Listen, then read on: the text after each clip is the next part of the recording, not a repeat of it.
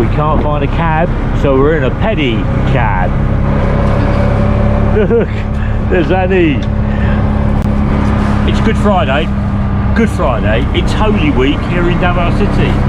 And guess what? Happy birthday to me. Happy birthday. Happy birthday to me. Okay. The roads today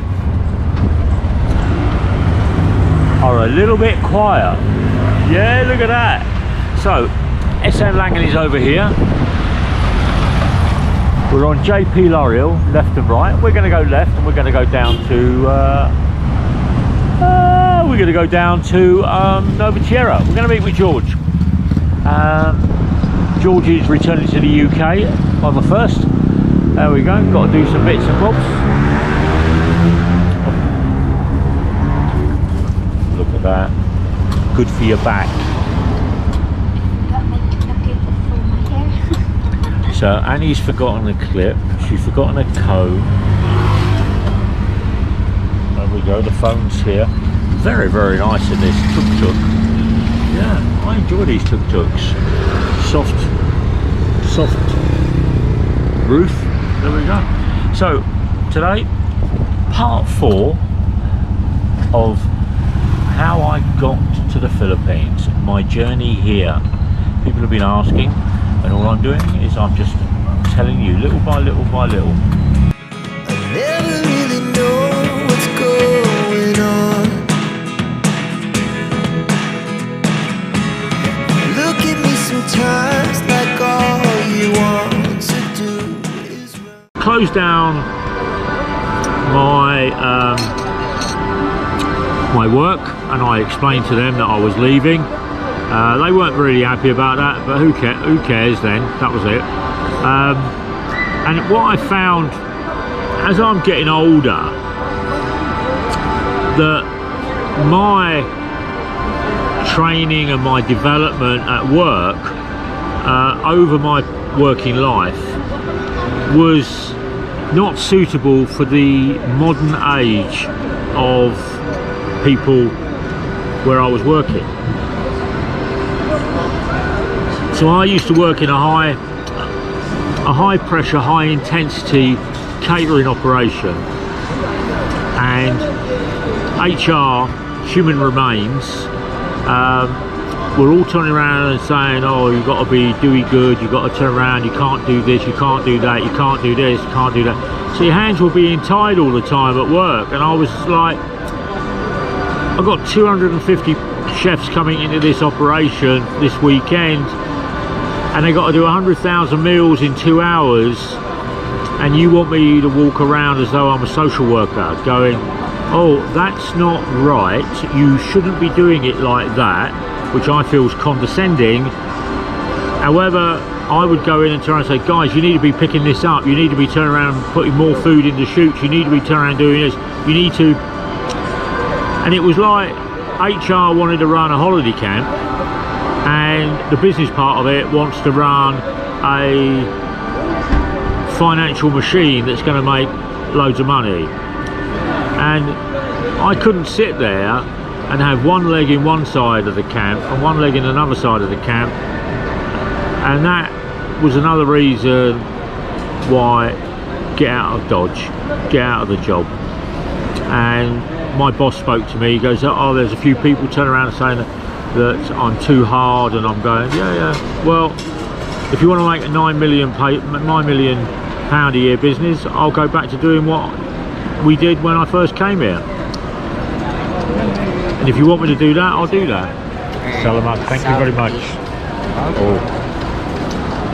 So I would do that.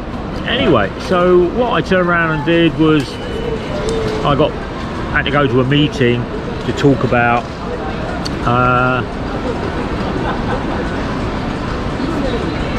my future, and I turned around and said, I don't have a future. There was the HR manager, there was the HR director, there was this guy that was doing psychometric testing that came in from the US, and there was other people in there, my boss, there was the group exec chef and stuff like that, and they were all talking, and I goes, you don't seem to understand I'm leaving, and they were all trying to convince me, and I turned and said, no, I'm leaving, meeting's finished, I'm out of here, and I left. Nice. So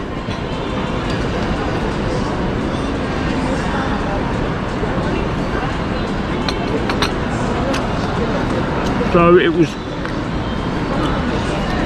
job finished, out the door. House was sold, and it was about getting money to put into my two funds, A and B, because that was the best way to do it, in my opinion, for my circumstances. It might not be for you. You might want to turn around and do a different route.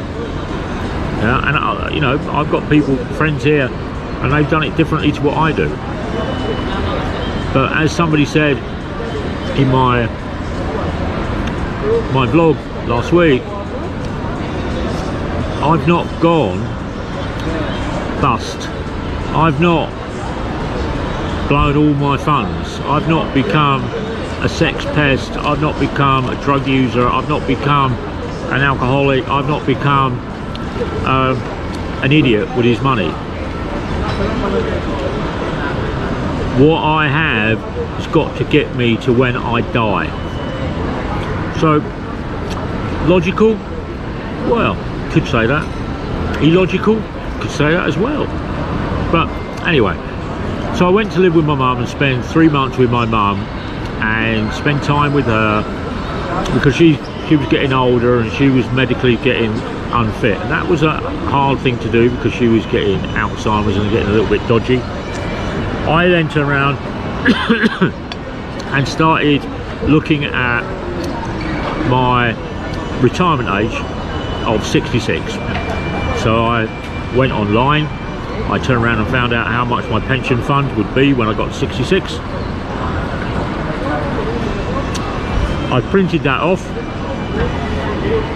so I had a record, and that went into a suitcase. Then I turned around, sat down with my bank, explained to my bank what I was doing,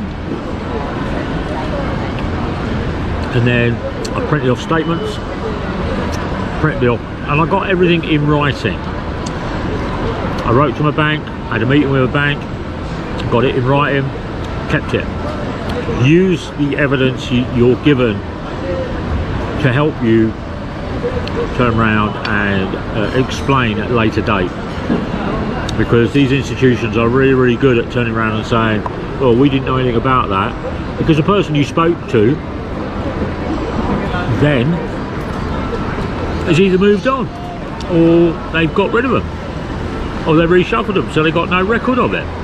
So anyway, so while I was with my mum's, I turned around and sorted out what my pension would be, what my tax situation would be, and I was getting all this information from my friend,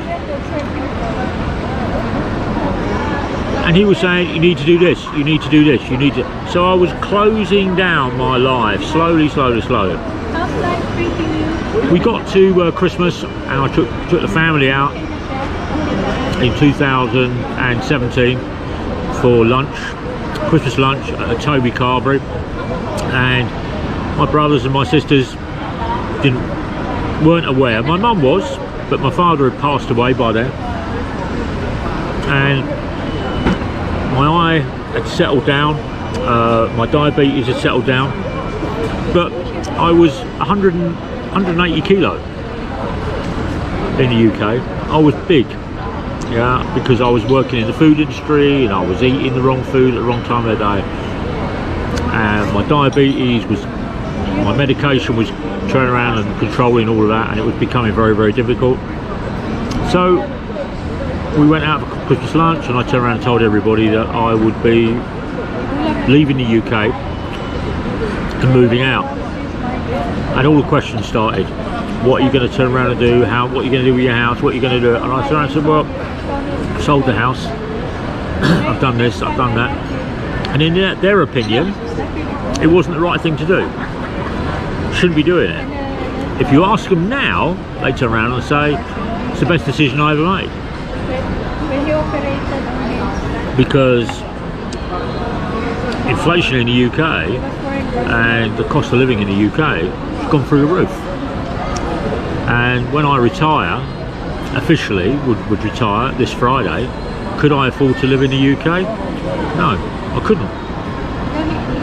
It's hard work living in the UK, and it's harder when it comes to the cold weather, when you turn around and you've got to put your heat in, and you've got to use your heating to keep warm, and you need food.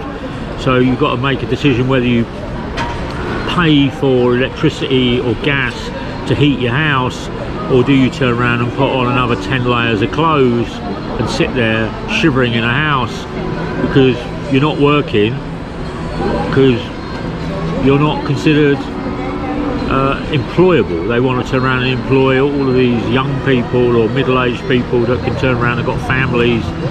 Anyway, so